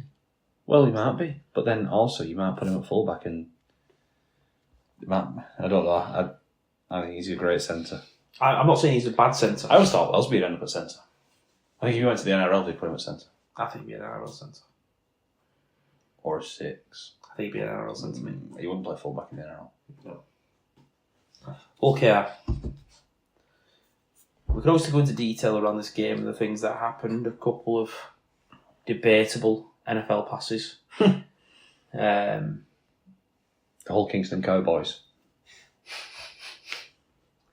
I was trying to think of a name, an NFL name. It wasn't coming to me. Jared missing. That creates an issue. Yeah. How they decide to replace that is going to be interesting. Does one of the bench props come on? Does Dean Hadley there? That's a solution for Billy Peters. They've got Tanganoa to kind of come into the squad, haven't they? He'll come onto the bench. I was shocked if he he wasn't on comes the on- bench. If he comes onto the bench, then obviously that means like a Whitbread goes into starting prop or Yeah. Whitbread, doesn't it? Yeah, so someone does. Someone moves there. How they solve that problem is there, but you would expect. I'm actually not convinced that makes them weaker. Whitbread in for Jared and Tanganoa to the bench. I actually think that might make them better. I think it makes you. But how'd you get Tanganoa into the game? Because your two second rollers then are Martin and Batchelor in their 80-minute second rollers. Put anywhere. Put Tanganoa anywhere. Put him prop. I don't think it makes them any weaker. Bachelor prop. Don't think it makes them any weaker at all. Bachelor at 13. Michelle's not very good. That's what I'll do. Yeah. The one thing it does do is we mentioned this.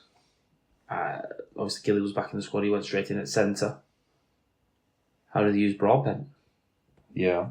They couldn't get him into this game, really. Came on with about 10 minutes left into when Artie Morg was injured. You would expect Morg to play. I've not heard anything that he won't. It didn't look like that serious. He carried on playing immediately. It wasn't like he was straight off. I don't see how he gets in the game. Unless you pick up an injury. But we have just watched the NRL Grand Final and that was massive for Melbourne. Jack Howarth went off injured and they didn't have a centre. Yeah. So it might be a stroke of genius if you pick up an injury. But if you don't, it could be a problem. And Other that's things how I has gone in. They've got. I'm not going to classify halves in the backs. I'm going 1 to 5. Yeah. And they've got 6 first team players who can go in there, can't they, when you think of it? Yeah. Yeah. With Artie Morg, And Davis. then Broadbent can play any of them, and obviously Moore could go in the halves if you really needed. Probably goes against Broadbent. Yeah. If Broadbent was just a really, really good centre, which he is, and that was all he was, he might get picked at just at centre. Yeah. And he might not bring Gildart back Yeah. from injury. Yeah, probably doesn't. So it's an interesting situation. It'll be interesting to see how that develops. So looking forward, Saturday. How good is this time of year, first of all? Yeah. I We love this. don't think he's quite sunk in yet that we've made the final again. Do you know what it did to me today? I was driving into work and I was just thinking, it's grand final this week. When I get to the end of this working week, it'll be grand final. I'm going to finish this week, get in bed on Friday night, How many lessons have you and got tomorrow. left? 17. Yeah, 17 lessons. 17. When I've done those 17 lessons, it's grand final. And I've got 2 tests this week, so that's So basically have I. 15. So have I. Basically 15 that. Staff football after school on Friday. Nice. Get home. Get preparations started for the grand final. Prep done. Get prep done. Watch last year's grand final. Dreaming the Whaleway Club on Friday night. Yeah. Yeah. Had to get there. dream of the Italian I'll be eating before the game. Obviously, this is a Wigan podcast, so I'm going to do it from a Wigan perspective. Where do Wigan win this game? Old Trafford, hopefully. I think if we look to the semi-final, similar goal line defence, Yeah. urgency, effort, turning up. I think we've got enough brilliance. It's a weird one because the weather's looking like it's meant to be good this week. That's not new. Yeah, it's usual deep, it's- for a grand final. That's what I mean. It is, but I don't know. That I think that favours both teams. It benefits Bevan. It benefits Jai. It benefits Lewis. For them, do you know what I mean? Like that could be a different because really it's not going to be Yeah. what is sometimes referred to as a certain type of fight by Wigan Warriors. So if you watch the documentary, it won't be one of those. It's going to be kind of maybe a bit of a. I hope Like, it is. for I social hope sort it's of, entertaining. Yeah, so do I. I was just 100%. going to say, both games we've played haven't been bad weather, have they? What? Both the games we've played against Hull KR already Oh, against OKR. All right. haven't been poor weather. Our place no, was it was- relatively dry, and at their place. Yeah, I think so. So it's not like there's any difference here. One team plays better in sunny weather, or dry weather, I should say. But I think so. I think again, we've said it before, haven't we, Matt? Basically, effort and moments. Moments, yeah. And moments is good for us because we've got players all over the field who can create moments. Bevan French, obviously, is the first main one you go to. Jay Field, Jay Wardle, all able of creating just moments, I think the bench. highlight reels. I think honestly the bench steps it up a gear when we come on 20 minutes in. If it's 6 apiece, 4 apiece, 6-4, 2-0, whatever, benches could roll on after 20, 25 Yeah, the minutes. depth. And I think we've got better depth. I think that what we've been talking about, moving Walters into midfield, bringing Junior on, replacing Byrne with Havard. Like, come on. So I say because the change this week was Burn off and December on, and Walters went into the middle, and then we brought Havard on for Thompson. Just what? Yeah, any order those changes are. Would you make any changes to the 17, assuming there are no injuries? No. Because you haven't seen the squad yet. No, I'd name exactly the same 17. Yeah, So I'd name Hill 18. yeah. I'd name exactly the same 18. I don't know. Maybe if I'd start. Do you not start like starting bench? I'm starting the same way, mate. Do you think? I'm You naming might start with Havard. Do you know what I mean? No, I'd start the same. I'm naming the exact 17. I'd name Havard. The only bench. difference is what I have an Eckersley as 18th man. Who's 18th man this week? Harvey. Hill. I think I would be tempted to have Eckersley as 18th man. Yeah, possibly. What, in case there's some foul play and you can then... Because you can always bring another forward from the bench. We've got enough forwards on our bench. Yeah. Got enough forwards, haven't we? And Thompson I was just forwards are thinking, capable of doing big minutes as well, except Meg, obviously. if you're talking about where you might pick up a head knock or something like that, a winger centre, returning ball out from a big carry. The squad will be the same. 21-man squad, I'm sure, will be exactly the same. Yeah.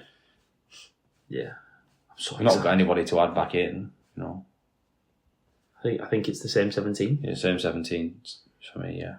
I And agree. obviously, Hull cars depend on whether Jared's appeal. Yeah. I don't know how they do those appeals now. Well, it's tomorrow, isn't it? They've got till midday tomorrow to I lodge know, the but appeal. if they say we'll do an appeal, then it doesn't matter if they had a frivolous game if he can play this weekend, which makes a bit of a mockery of it. I think it started on Thursday, didn't it? The appeal, and then by Wednesday or Thursday. I don't know. I'm pretty certain. I don't know. So we should know before the game. Liam Moore, the man in the middle. He's consistently been our best referee for the last 5 years. As many as 5? Yeah, probably, 5 years. Around the Probably COVID since year. COVID, yeah. He has. He's had some high profile bad moments, but that's because he's had so many high profile moments. Well, this was He's had the most big games, so he's had. I'm going to say this about referees. That obviously, all of them get something wrong. It's impossible not to. But because we have 2 or 3 that are the big game referees, their mistakes seem to be more recognised. Yeah, well, that's natural, isn't it? They're usually in business end of the season, like. Well, you watch the Premier League and they've got 10 top referees. and it's not always the same one doing the same thing. And Yeah, I don't know the difference between all the referees in the Prem. Yeah. Feels like you could swap out one bald man for another in the Prem, and like in the Super League, you know exactly who it's going to be. It's hard for referees, isn't it? Because they're in a lose-lose predicament. Like, everyone's going to remember the mistakes they make, but when they like do an absolutely fantastic call, that's correct. It's just that they're doing the job. Yeah, that's the problem. Do you know what I mean? So you never they're down a lose-lose situation. But I agree. I think Liam Moore has been the best ref. I think he's very good for big games because he lets the game flow. We don't mention He Sam doesn't Walters make it. knocking on Friday night. We just remember his immense performance. Yeah. He made one mistake. Yeah.